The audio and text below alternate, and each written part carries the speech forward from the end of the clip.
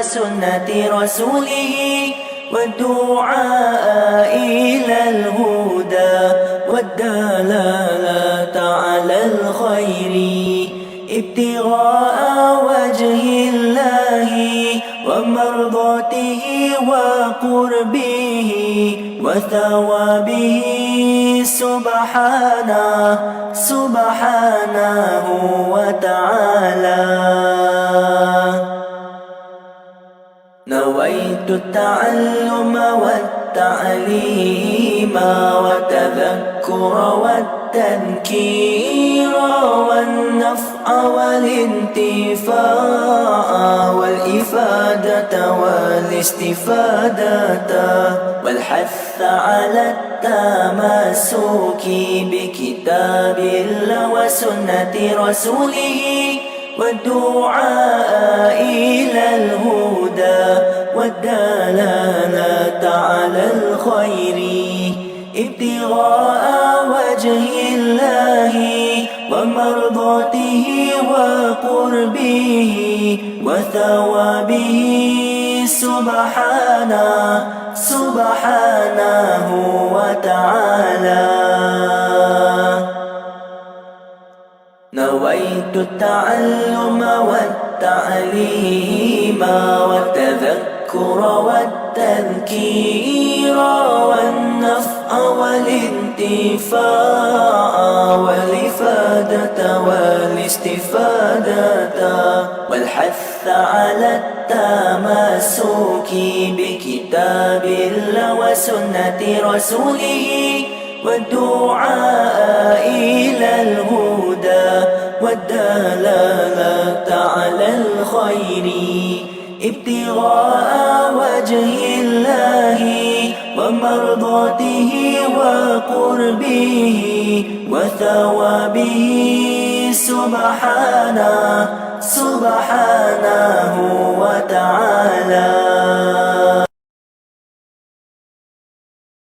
نويت التعلم والتعليم والتذكر والتذكير والنفع والانتفاع والإفادة والاستفادة والحث على التمسك بكتاب الله وسنة رسوله والدعاء إلى الهدى والدلالة على الخير ابتغاء وجه الله ومرضاته وقربه وثوابه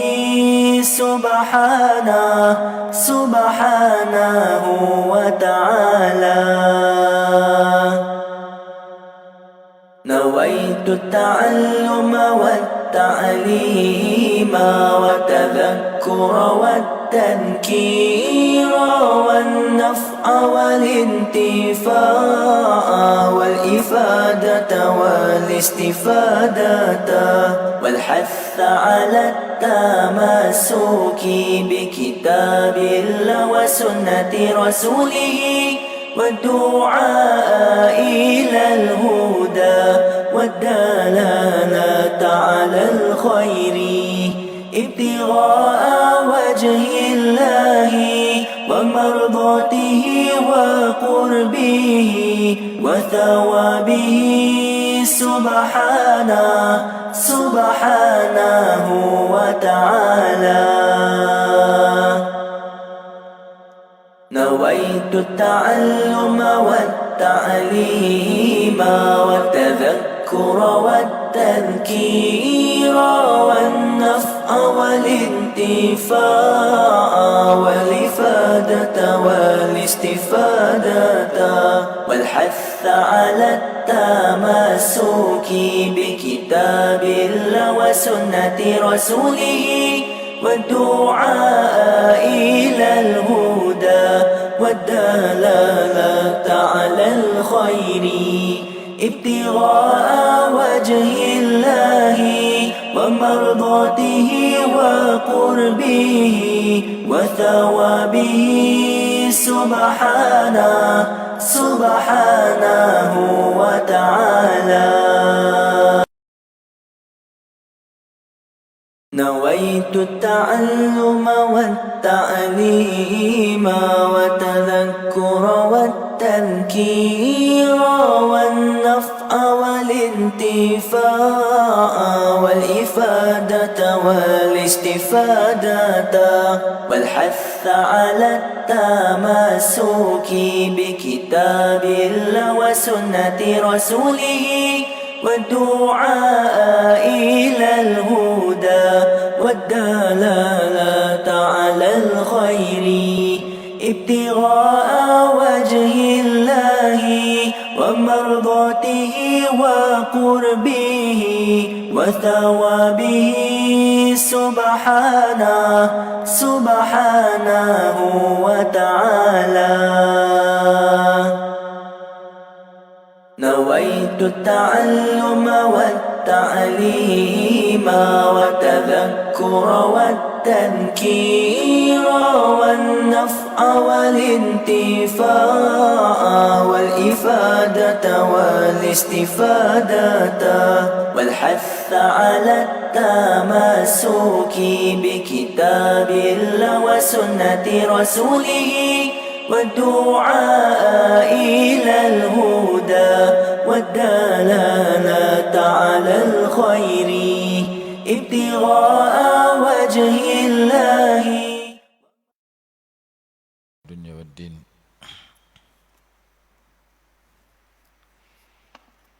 والصلاة والسلام على سيدنا ومولانا محمد أشرف الأنبياء والمرسلين وعلى آله وصحبه أجمعين. سبحانك لا علم لنا إلا ما علمتنا إنك أنت العليم الحكيم. رب اشرح لي صدري ويسر لي أمري واحلل عقدة من لساني يفقه قولي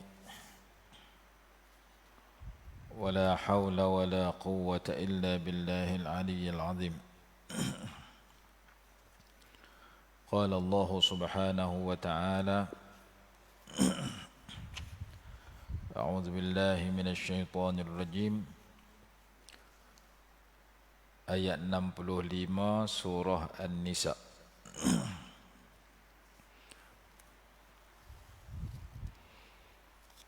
Muka surat 88.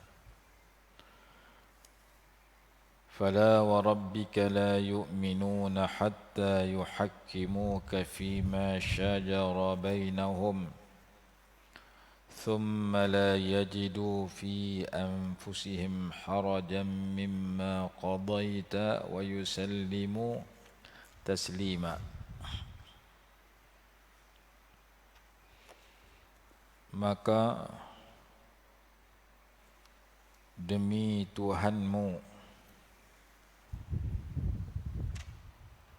tidak beriman,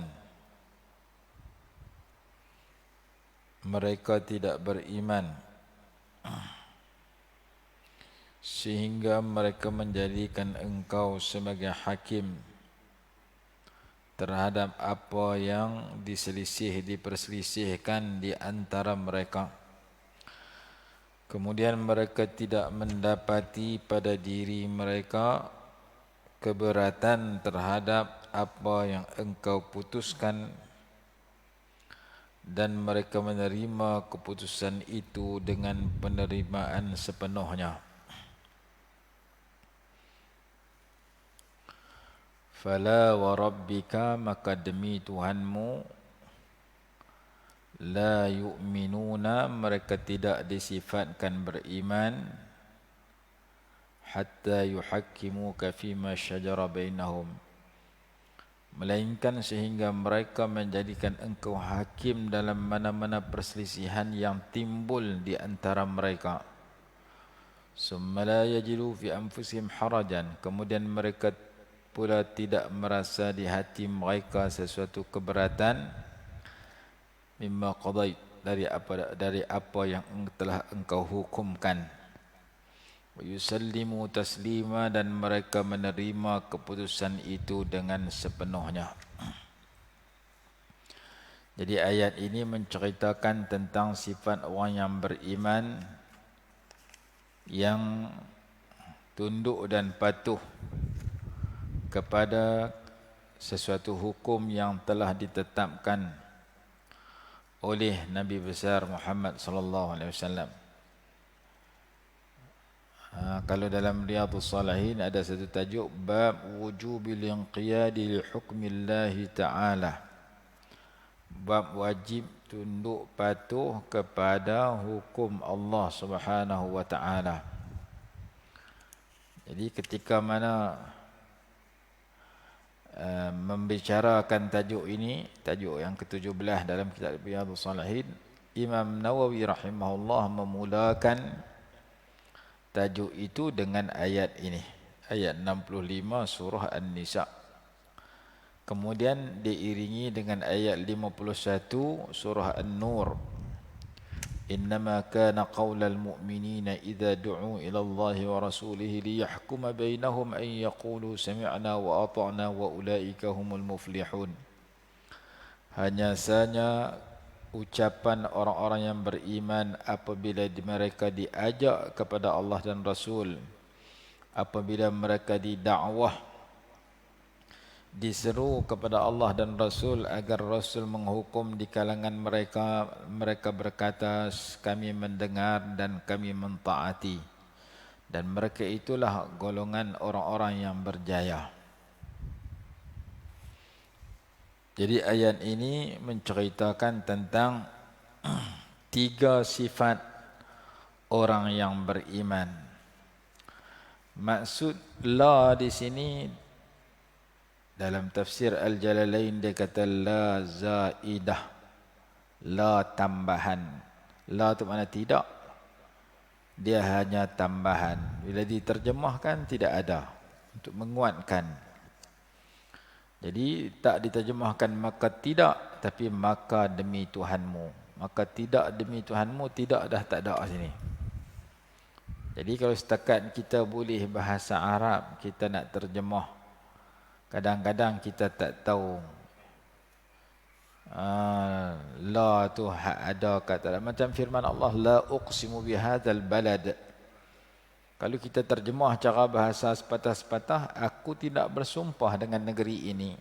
La tidak, uqsimu aku bersumpah. Bihadzal balad dengan negeri ini. Tapi bila kita tengok tafsir, dia terjemah sesungguhnya aku bersumpah dengan negeri ini. Aku bersumpah, tidak atau tak ada terjemah dia. Kerana tidak itu dianggap tambahan. Siapa yang kata tambahan? Ulama tafsir. Jadi Quran nak faham dia kena tengok tafsir. Sebagaimana hadis nak faham dia kena tengok syarah hadis. Takut kita faham pikul lain, kerana alat kita tak cukup untuk nak faham. Begitu juga disebut sini tidak beriman. Tidak beriman ditafsirkan kamalul iman, tidak sempurna iman. Bukan tak ada iman terus, tak sempurna. Jadi siapa yang tafsir kata tak sempurna itu ulama tafsir. Dalam Sawi kata 3 syarat untuk mendapat iman yang sempurna menurut ayat ini. Bukan tak ada iman terus, cuma iman dia lemah, iman dia kurang, iman dia nipis. Apabila tidak ada 3 sifat ataupun 3 syarat ini. Kalau ada, iman dia kuat, iman dia kamil, lebih sempurna dan lebih tebal daripada iman yang nipis dan iman yang kurang. Apakah 3 ciri yang menyebabkan iman itu sempurna? Ciri yang pertama, mereka menjadikan engkau sebagai hakim, pemberi keputusan terhadap apa yang mereka perselisihkan.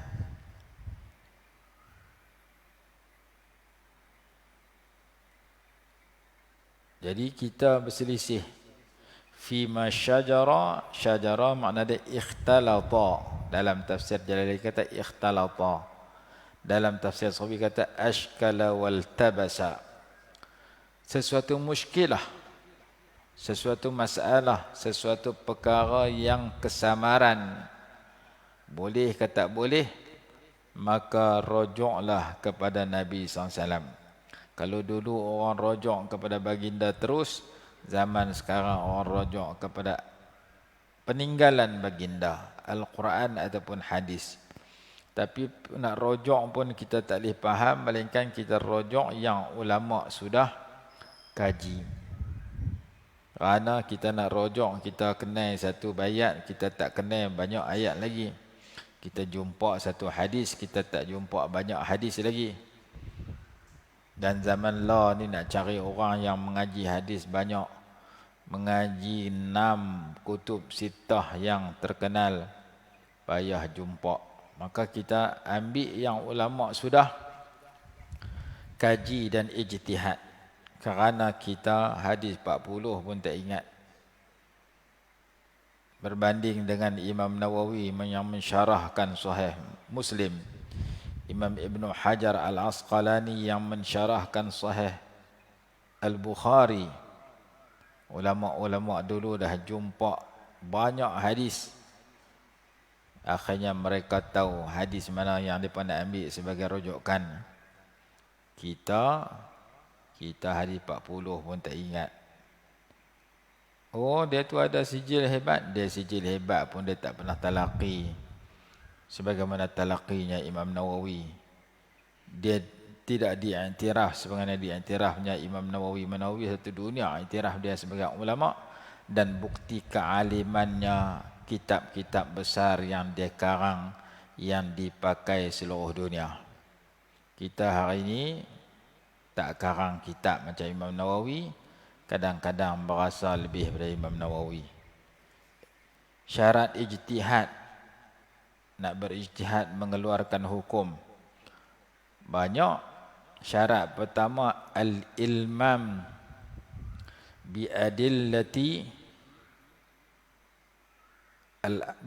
biadillatil ahkam minal Quran, mengetahui dalil-dalil ayat-ayat hukum hakam dalam Quran secara menyeluruh. Ayat hukum hakam dalam Quran sebagai ulama kata lebih kurang 500 ayat. Kita tak tahu itu. Syarat pertama dah tak lulus dah, tambah syarat yang lain. Antara syarat dia lagi nak ijtihad ni, nak petik hukum, ulama kata mengetahui ma'rifatu al-masail, ma'rifatu masailil ijma' wal khilaf, mengetahui masalah-masalah yang disepakati oleh ulama dan diperselisihkan oleh ulama. Banyak syarat-syarat yang menyebabkan bila kita baca syarat itu dalam kitab usul fiqh, tak ada syarat tu kat kita. Maka kita ikut orang alim, kita nukil fatwa ulama kepada masyarakat, bukan kita mengeluarkan fatwa kerana kita tak cukup syarat. Syarat pertama dah tak lepas dah, tambah syarat-syarat lain. Jadi ulama dulu diakui keilmuan mereka oleh seluruh dunia, dan bukti keilmuan mereka kitab-kitab besar yang mereka karang. Kita hari ini baca kitab hak orang karang dah pun kadang betul kadang tak betul baris. Tambah nak karang kitab macam orang dulu lagi jauh. Maka kita hanya ambil yang ulama sudah susun. Contoh ada di sini 2 perkataan. Satu, tidak. Tidak, fala makna maka tidak. Tapi bila terjemah tidak tu tak ada. Kerana dianggap zaidatun. Kemudian la yu'minun, tidak beriman. Kalau kita ikut terjemah zahir kita, tak ada iman ni. Ulama kata bukan tak ada iman terus, tak sempurna iman. Sebagaimana hadis, la yu'minu ahadukum hatta yuhibba li akhihi ma yuhibbu li nafsihi. Tidak beriman oleh seseorang kamu sehingga ia kasih kepada saudaranya sebagaimana dia kasih kepada diri dia sendiri. La yu'minu ahadukum, tidak beriman, yakni tak sempurna iman. Ay la yu'minu imanan kamila. Begitu juga hadis yang selalu kita dengar, innamal a'malu binniyat, hanya sahaja amalan-amalan itu dengan niat. Apa dia amalan dengan niat? Amalan-amalan itu sah dengan sebab niat. Kalau tak niat tak sah. Contoh dia semayang. Takbiratul ihram tak niat, tak sah. Contoh dia wudu. Wudu tak niat, tak sah. Contoh dia keluar zakat, tak niat zakat, tak sah. Jadi ada amalan-amalan ibadat yang wajib kena niat. Kalau tak niat tak sah. Perkataan sah tu siapa tambah? Ulama yang tambah nak bagi faham. Ada mazhab kedua, mazhab Hanafi, dia tak kata sah, dia kata sempurna. Innamal a'malu takmulu bin niyah. Mazhab jumhur, mazhab kebanyakan ulama, Syafi'i, Hambali, Maliki, tasihhu ataupun sahihatun. Innamal a'malu sahihatun bin niyat ataupun tasihhu bin niyat. Sahnya amalan dengan sebab niat itu di sisi kebanyakan ulama. Ada amalan tak gaduh niat. Azan tak niat tak apa. Pibang tu. Istinja tak gaduh niat. Dibahaskan panjang lebar dalam kitab Al-Ashbah wal Nadhair lil Imam Suyuti rahimahullah ketika membicarakan kaedah fiqhiyah yang pertama yang berjudul Al-Umuru Bimaqasidiha. Segala sesuatu itu menurut tujuan-tujuan dia. Jadi ada benda wajib niat, tak niat tak sah. Siapa habang? Quran, hadis kata. Quran kata wa ma umiru illa liya'budullaha mukhlishina lahuddin. Niat. Mereka disuruh untuk beribadat kepada Allah, menyembah Allah dengan ikhlas. Hadis kata innamal a'malu binniyat, ay innamal a'malu tasahhu binniyah. Di sisi kebanyakan, sesungguhnya amalan itu sah dengan niat di sisi kebanyakan ulama, sempurna dengan niat di sisi mazhab Hanafi.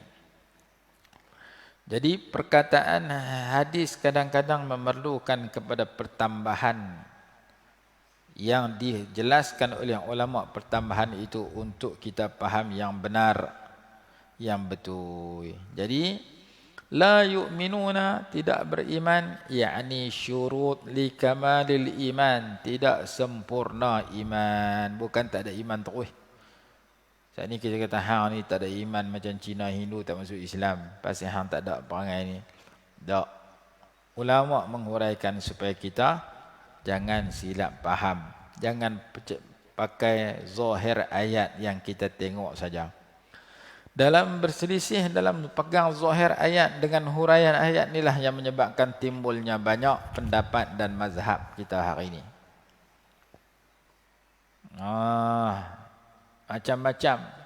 Contoh dalam Quran, Allah Ta'ala kata, diharamkan kepada kamu daging khinzir. Ada pula dia kata haram tu daging. Lemak dia tak haram. Tulang dia tak haram. Bulu khinzir tak haram. Boleh buat beruih. Dia pakai zahir itu saja. Kih dia macam ni. Kih pegang zahir saja. Kita kata tak ada iman ni awak. Bukan tak beriman, tak sempurna iman. Ulama kita kata bila daging yang biasanya digunakan itu haram, maka segala yang ada kaitan dengan khinzir itu haram. Daripada kefahaman itulah keluar fatwa dalam YouTube daripada aliran sebahagiannya jadi Wahabi. Dia kata boleh pakai kasut kulit khinzir. Dia kata pasal apa boleh pakai? Dia kata Quran kata dagingnya haram, kulit tak apa pun. Dia buat kot tu pula dah. Kita baca kebanyakan ulama kata tak boleh kulit khinzir buat baju kulit, buat kasut kulit. Pasal bila daging haram, semua haram. Daging tu yang biasa orang guna.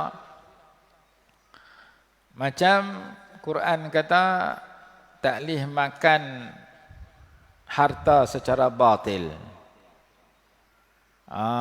Duit dia curi hak orang, pergi beli makanan, dia makan, tak boleh. Dia kata, makan tak boleh, tapi pakai tak apa.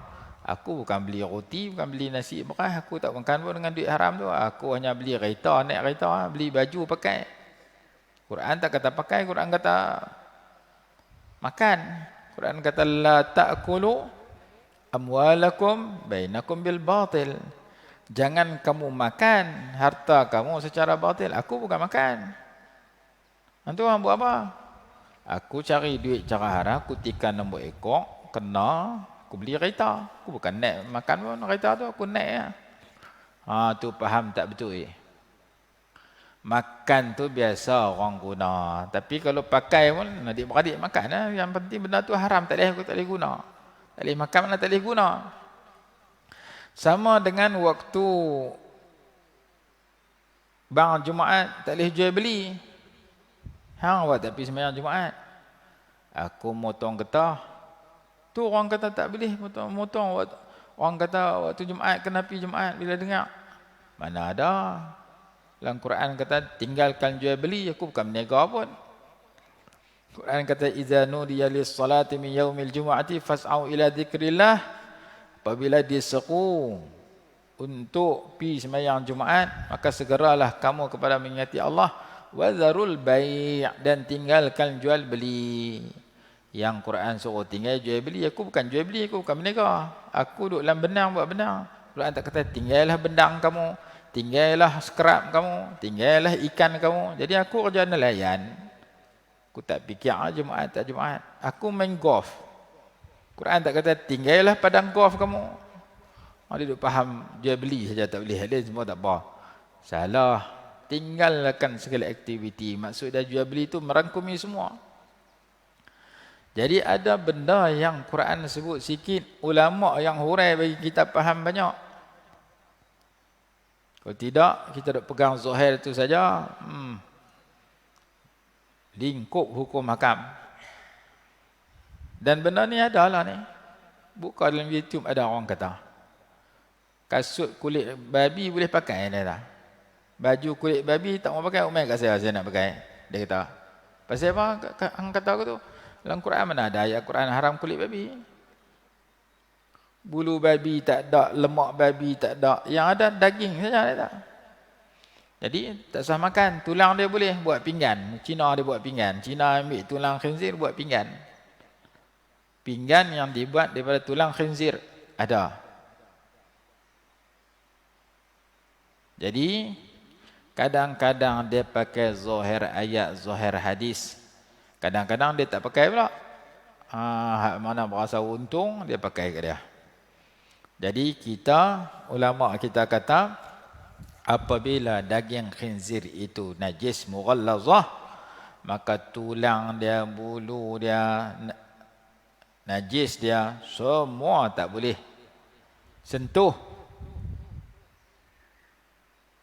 Dan yang kata khinzir itu najis itu mughallazah ada kias kepada anjing dan sebagainya, itu dibahas dalam kitab fiqh, dalam kitab majmu' ada.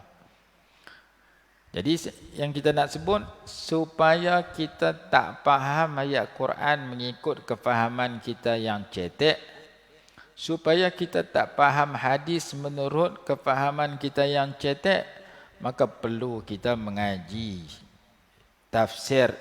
Kalau nak faham ayat Quran, perlu mengaji syarah hadis. Kalau nak faham hadis, takut kita faham tak seperti mana Imam Nawawi faham, kita faham tak seperti Imam Ibn Hajar faham, kerana mereka imam-imam mazhab yang besar, yang kefahaman mereka diterima seluruh dunia. Jadi jangan sampai kita faham macam tadi. Dia kata makan tak boleh, Quran tak bagi makan. Macam orang tulis dalam surah Abad beberapa tahun dulu. Dia kata azab dalam kubur mana ada? Siksa dalam kubur mana ada? Orang kata pasal apa tak ada? Kalau kawan tu mati kena gantung, lepas mati gantung atas pokok, dia tak ada kubur. Buat macam mana? Dia buat jahat hidup di dunia. Dia kata aku ni jahat sungguh-sungguh. Hampa kalau aku mati, hampa jangan buang dalam kubur. Dia kena azab kubur. Tolong gantung atas pokok mayat aku sampai aku put aku tu. Macam mana nak kata kat kawan ni tak masuk kubur ni? Dah kata azab kubur, kawan ni tak dikuburkan. Digantung atas pokok mayat dia. Kalau buang dalam kubur ada azab, dia tak mahu masuk kubur. Lalu ulama kita jawab, kubur tu biasa orang sebut ya. Quran kata summa amatahu fa aqbarah. Kemudian Allah mematikan dia, kemudian kuburkan dia. Kubur tu bahasa yang biasa orang guna secara kebanyakan orang mati masuk kubur. Tapi kalau tak ada kubur, seperti orang mati tengah laut. Dia naik kapal musafir nak pergi Mekah. Nak sampai Mekah 40 hari zaman dulu kapal laut. Mungkin sebulan. Naik 10 hari, mati tengah laut. Mati dalam atas kapal tu. Apa mereka buat? Mereka mandi, mereka kapan, mereka semayang, mereka lepas masuk dalam laut. Mayat tu. Jadi kubur dia dasar laut. Lepas tu kalau kawan tu kena gantung, mayat dia mandi, kapan semayang, gantung atas pokok. Tak sah buang dalam kubur. Apakah dia tak jumpa alam kubur? Dia tidak dikuburkan pada zahir, tak ada batu nisan, tak ada pagang kubur. Tetapi dia berada di alam yang sama dengan dalam kubur. Nama alam tu alamul barzakh. Alam pemisah antara kehidupan di dunia dengan kebangkitan semula. Quran kata wa min waraihim barzakhun ila yaumi yub'atsun. Di belakang mereka ada alam barzakh, alam pemisah sehingga mereka dibangkitkan. Maksudnya perkataan kubur kita guna tu ghalib dan biasa lagu tu. Biasanya orang mati dikuburkan. Tapi kalau tak buang dalam kubur pun dia duduk alam tu juga, yang disebut sebagai alam barzakh. Sama dengan daging khinzir tadi. Biasa orang guna daging khinzir. Tapi kalau orang tak guna daging, orang milik pada daging, ada kaitan dengan khinzir, kena siapa tu juga hukum dia. Maka baju kulit khinzir, kasut kulit khinzir, lemak khinzir, bulu khinzir, semua haram. Sebagaimana haramnya daging. Jangan pakai zahir saja. Dia kata daging yang haram. Hal lain tak sebut. Hal lain kira boleh. Ada kefahaman sedemikian. Tapi ia bercanggah dengan kefahaman kebanyakan ulama. Maka kita sebut bahawasanya tekad kita mengaji bahasa Arab sepatah dua ni. Kita baca Quran nak faham sendiri. Takut gelong pikul lain. Baca kitab fiqh lagu lain, baca dalam hadis lagu lain. Hadis lebih kuat pada kitab fiqh. Siapa kita tu ulama hadis. Contoh yang boleh saya bagi lagi. Buka dalam kitab fiqh dia kata siapa-siapa yang didatangi dalam yang berada dalam hadas besar haram semayang. Perempuan yang sedang didatangi haid haram sembahyang. Tak boleh sembahyang fardu, tak boleh sunat, tak boleh. Bahkan dalam kitab mazhab Syafi'i, dalam kitab Anwarul Masalik kata, ambil ayat semayang kamu tak boleh. Perempuan dalam keadaan haid, nak ambil ayat semayang, tak boleh. Dia kata, saya biasa nak tidur ambil ayat semayang, ambil tidur ambil ayat semayang. Tiba-tiba datang haid seminggu. Seminggu tu saya ambil ayat semayang tiap-tiap malam. Tak boleh. Kenapa tak boleh? Kerana ayat semayang tu mengangkat hadas. Hadas tak terangkat kerana hadas dia masih ada. Dalam mazhab Syafi'i kata tak boleh ambil ayat semayang. Tu saya duk ambil ayat semayang selalu. Ketika nak tidur, masa saya sihat, lah saya datang haid nak ambil tak boleh. Kamu dapat pahala percuma sebab kamu duk buat selalu. Tak gaduh pergi duk ambil ni ambil ayat semayang. Kerana semayang ni ayat semayang tu aku mengangkat hadas kecil. Hadas tak terangkat, hadas duk ada. Saya sebut nama kitab supaya orang tengok kitab tu. Bagaimana fatwa ulama Syafi'iyah terhadap perempuan dalam keadaan haid dan nifas, tak boleh ambil ayat semayang. Katakan nak basuh muka, silakan. Tapi niat ambil semayang tak boleh. Kerana ayat semayang ni ibadat. Ibadat tak boleh ketika terlarang. Jadi, dalam kitab-kitab kata, dan kitab fiqah kata, perempuan dalam keadaan haid tak boleh semayang.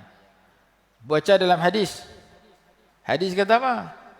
Hadis kata, la tusallil haidu illa bi khimarin. Hadis Abu Daud kalau tak silap. Ataupun Sunan Tirmizi.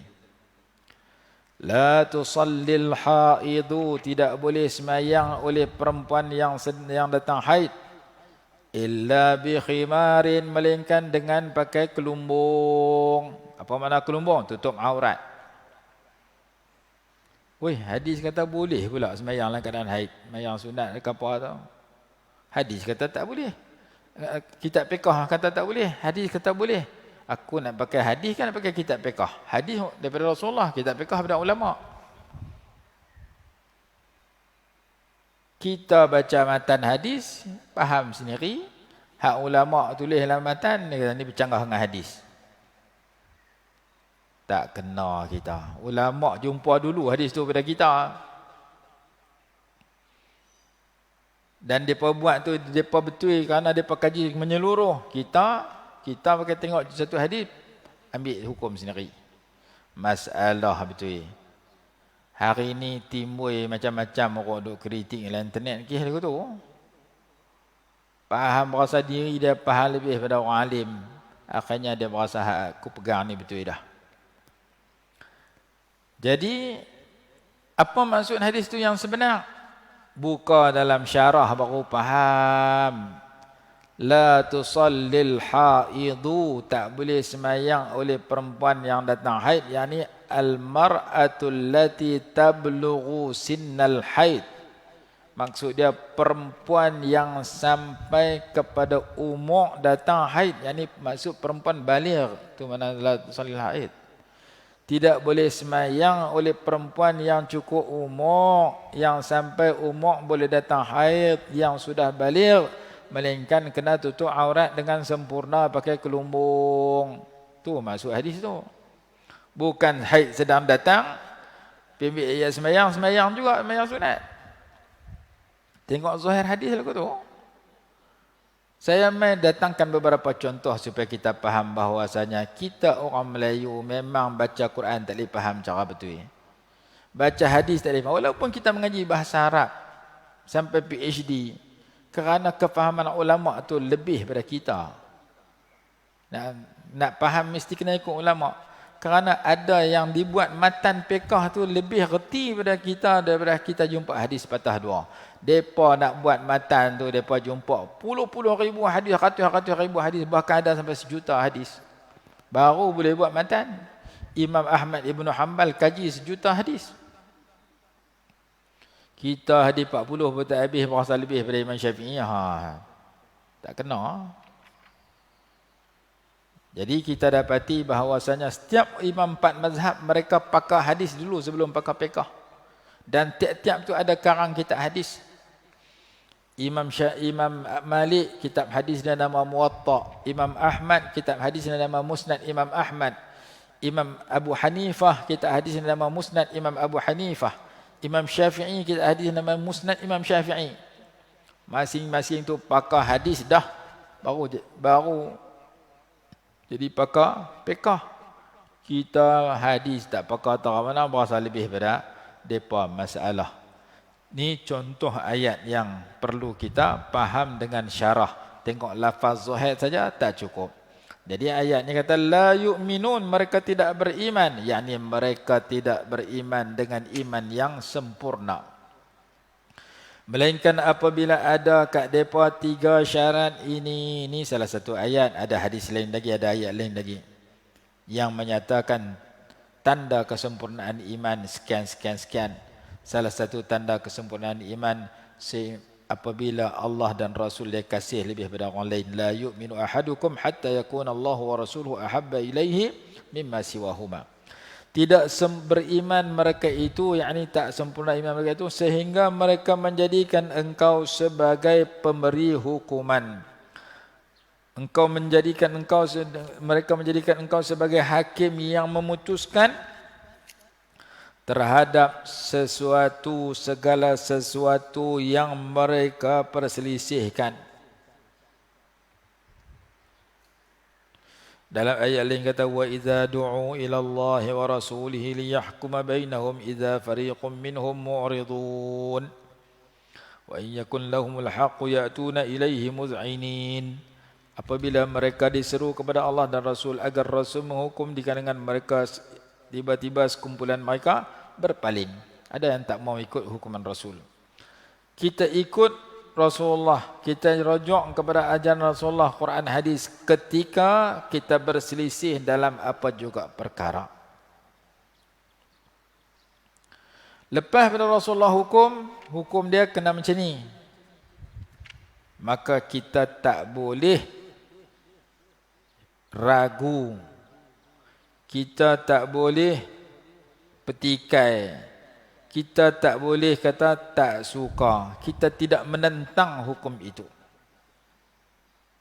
Summa la yajidu fi anfusihim harajan ay dayiqan aw syakkan. Sifat yang kedua, kemudian mereka tidak mendapati di dalam diri mereka rasa berat, rasa sempit, rasa ragu terhadap mimma qadaita, terhadap keputusan yang engkau berikan.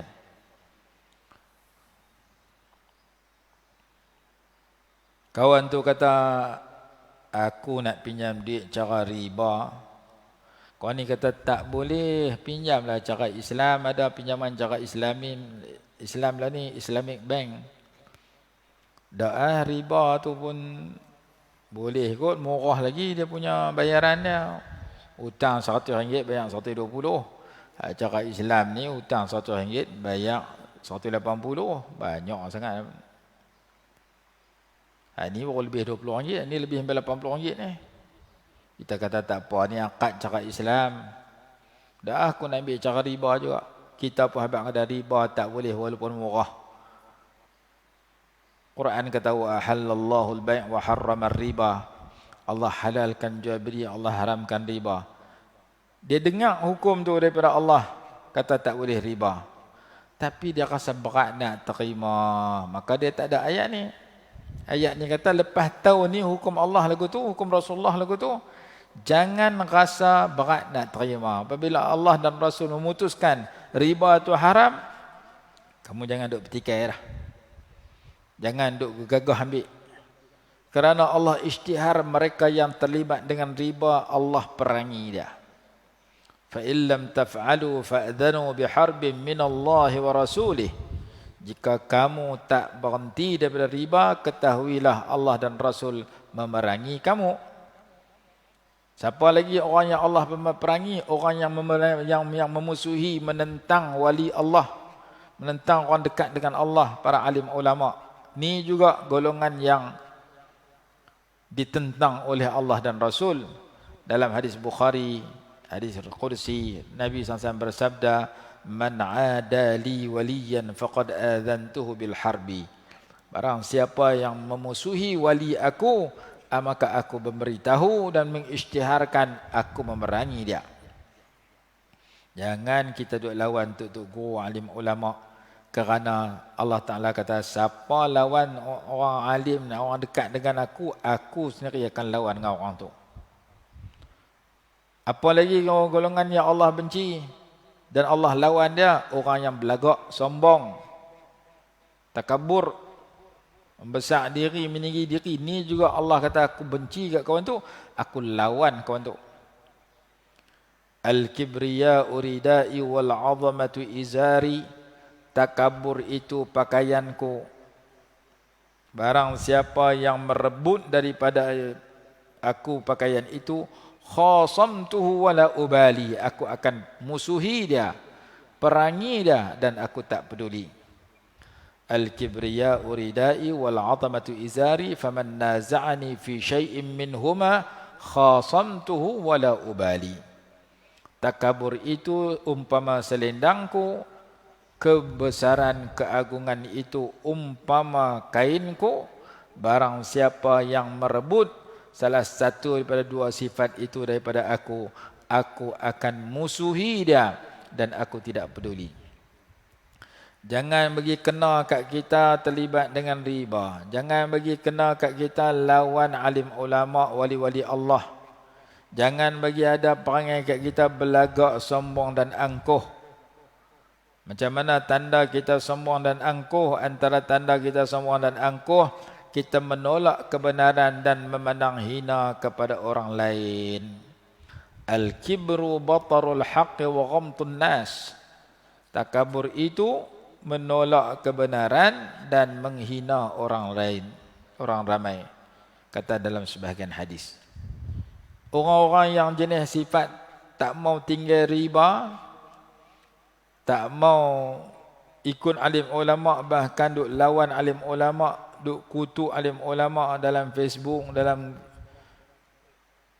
Instagram, dalam grup WhatsApp, kena bertaubat. Pasal apa? Takut orang kita lawan tu dekat dengan Allah. Allah Ta'ala kata, kawan tu tak boleh lawan, aku yang akan bela dia lawan hampa. Kalau hampa lawan orang-orang dekat dengan aku. Hadis jelas dalam Sahih Bukhari. Man ada li waliyan faqad adantuhu bil harbi. Siapa memusuhi wali aku isytiharkan aku musuhi dia. Orang habaq dengan nas, dengan bukti, dia rasa sempit dada, tak boleh terima, dia tak berlapang dada, dia ragu, dia berat, maka dia tak memiliki sifat yang kedua. Sifat kedua, summa la yajidu fi anfusihim harajan mimma qadaita. Kemudian mereka tidak mendapati dalam diri mereka perasaan berat untuk terhadap hukuman yang terhadap apa yang telah engkau hukumkan. Sifat ketiga yang menyebabkan iman kita sempurna, wa yusallimu taslima, dan mereka tunduk patuh kepada hukum itu tanpa ada bangkangan sedikit pun. Aku patuh, riba ni haram, aku tak mau terlibat dengan riba. Tak bangkang. Taslima ay min ghairi mu'aradah, tanpa menentang. Bi an yanqadu lil ahkam min ghairi tawaqqufin.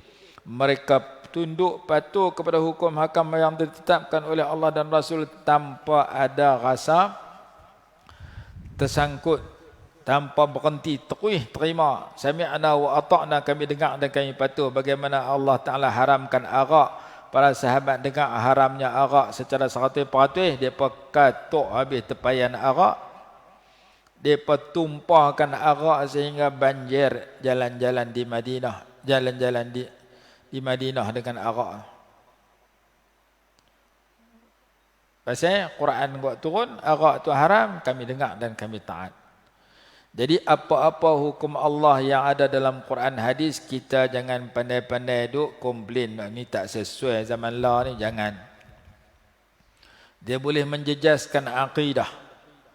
Kerana kita komplain hukum Allah Ta'ala sebagaimana disebut dalam kitab Mustika Hadis, bab akidah, bab awal, muka surat 19 dah, muka surat 21 dah yang Rumi, bahawasanya orang yang kritik hukum mana-mana hukum Allah, dia terdedah kepada rosak akidah dia. Jangan duk kata hukum Allah tak sesuai. Kamu tak mau buat, tu cerita lain. Kamu kata tak sesuai, kamu kritik, tu masalah. Hang awak tak semayang 5 waktu, semayang tak sesuai zaman lah ni. Cari makan tak baik. Duk kata tak mau semayang segan, tu satu hukum.